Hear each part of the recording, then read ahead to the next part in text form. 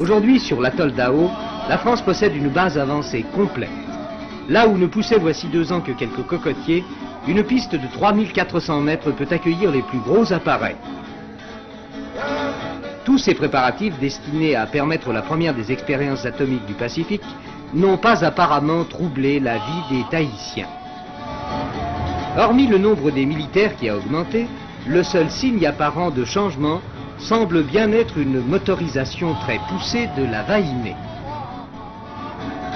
Compte tenu de cette accélération du rythme de vie, il apparaît que l'explosion de Mururoa, qui devait se produire à 1200 km de là, n'a eu aucune prise sur le moral de l'homme de la rue.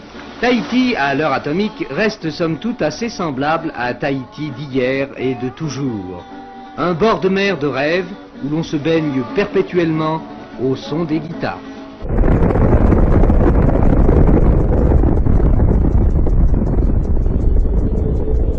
Entre 1966 et 1996, dans le cadre de son programme nucléaire militaire, la France a réalisé 193 tirs aériens puis souterrains à Moruroa et Fangataufa, près de Tahiti.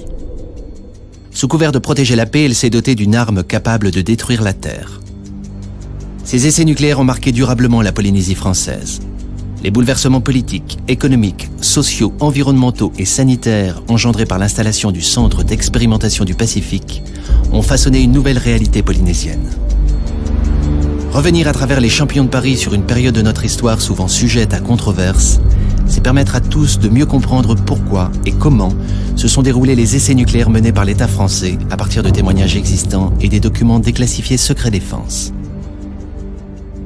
Le spectateur voit se dérouler sous ses yeux les temps forts qui ont marqué cette période, le spectacle apportant un éclairage sur la réalité du nucléaire, les premières prises de conscience, les maladies, les vies brisées, les désastres sociaux et écologiques.